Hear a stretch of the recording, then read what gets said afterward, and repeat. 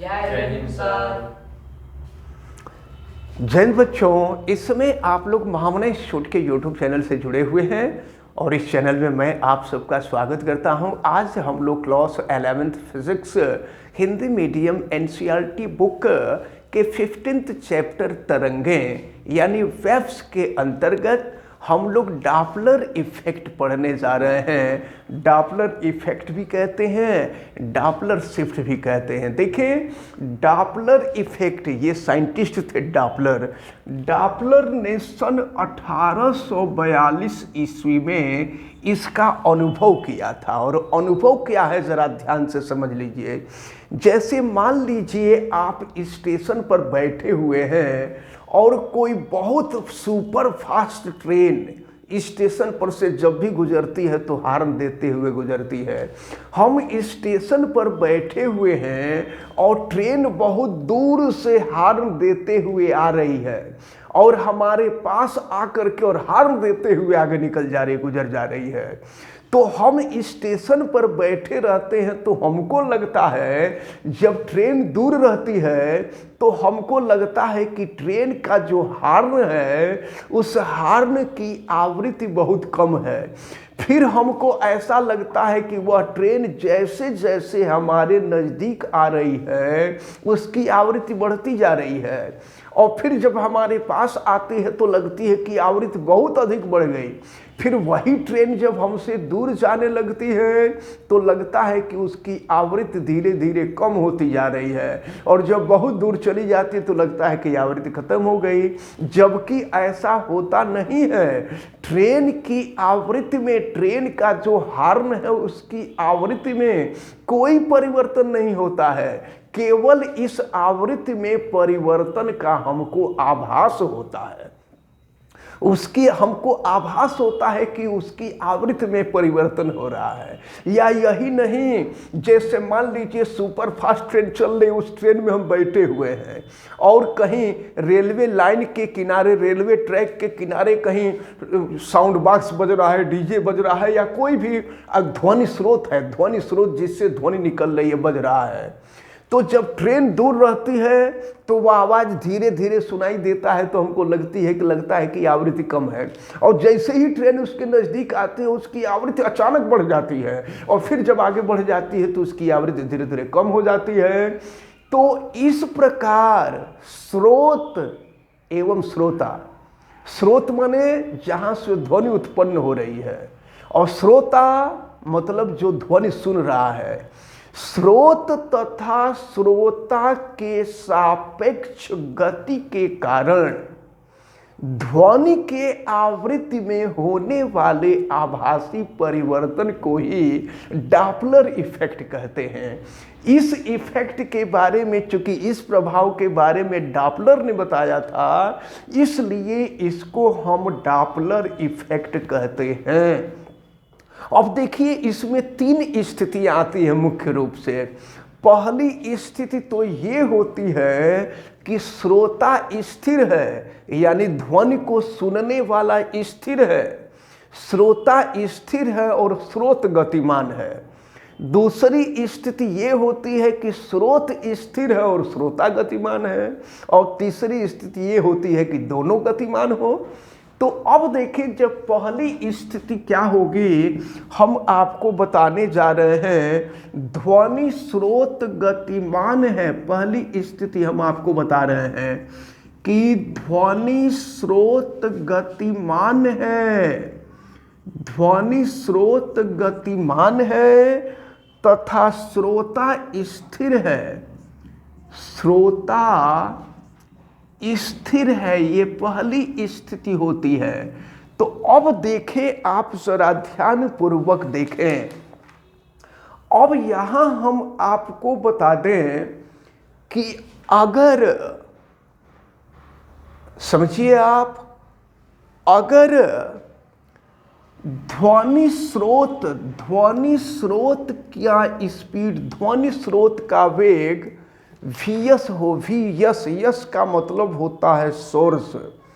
तो जरा ध्यान पूर्वक देखें। और ध्वनि का वेग भी हो, ध्वनि का वेग भी याद रखे रहिएगा। अगर ध्वनि का वेग v है और ध्वनि स्रोत का वेग v डैश, ध्वनि स्रोत का वेग vs है, तो आभासी आवृत्ति n dash is equal to हुआ करता है n, और फिर ये होता है v upon v minus vs। याद रखे रहिएगा, ये तब के लिए है, देखिए ध्वनि स्रोत गतिमान है, हॉर्न ट्रेन आ रही है बड़ी तेजी से, तो जब गतिमान है और अगर यह ट्रेन हमारे नजदीक आ रही है, जब ध्वनि स्रोत गतिमान है लेकिन यह ध्वनि स्रोत हमारे नजदीक आ रहा है, तो आभासी आवृत्ति n डैश होता है, in जो है वास्तविक आवृत्ति होती है। तो इस फार्मूले की सहायता से हम आभासी आवृत्ति ज्ञात करते हैं।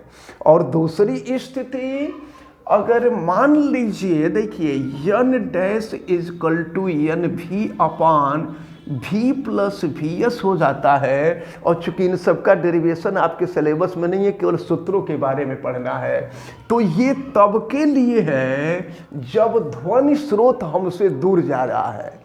अगर ध्वनि स्रोत निकट आ रहा है, देखिए निकट आ रहा है, तो ये फार्मूला होगा, और अगर यही ध्वनि स्रोत दूर जा रहा है तो ये फार्मूला हो जाएगा। अब इसके बाद आती है दूसरी स्थिति, ये तो पहली स्थिति थी, अब दूसरी स्थिति आती है कि श्रोता गतिमान हो, श्रोता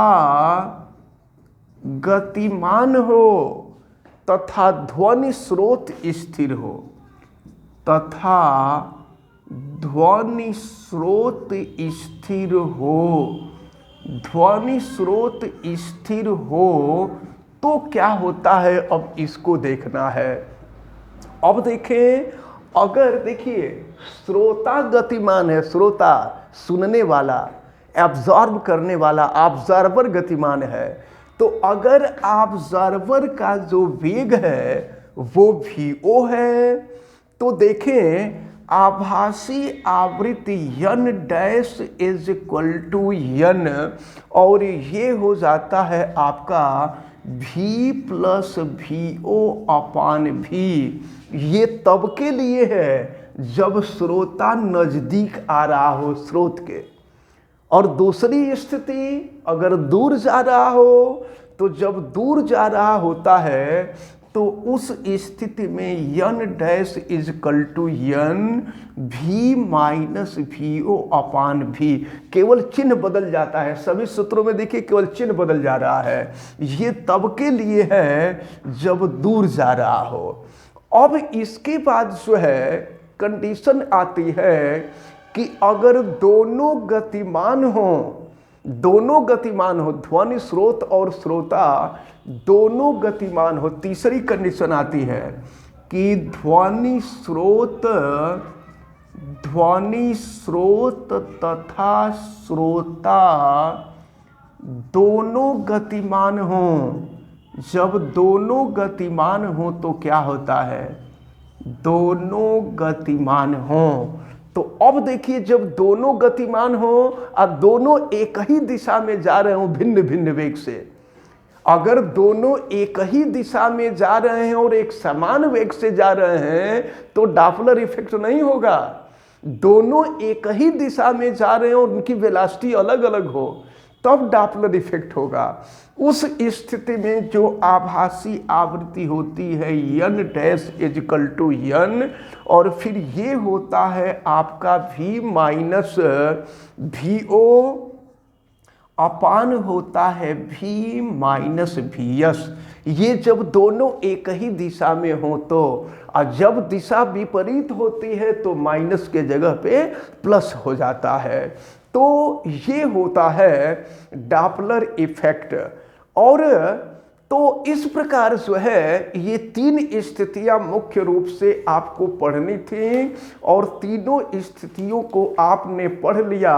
और इस प्रकार आपका जो फिजिक्स सेकंड पेपर था, फिजिक्स सेकंड पेपर का लास्ट चैप्टर कंप्लीट होता है। और लास्ट चैप्टर ही नहीं, पूरा क्लास 11th का जो फिजिक्स है वो पूर्ण रूपेण कंप्लीट होता है। इस चैप्टर का केवल न्यूमेरिकल रह गया है, न्यूमेरिकल हम लोग करेंगे।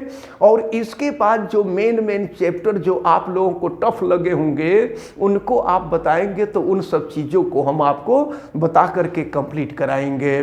तो इस प्रकार जो है हमें उम्मीद है कि ये डॉपलर इफेक्ट आप सबको समझ में आ गया है। Yes sir. तो और जितने लोग वीडियो देख रहे हैं हमें उम्मीद है कि उनको भी समझ में आ गया होगा।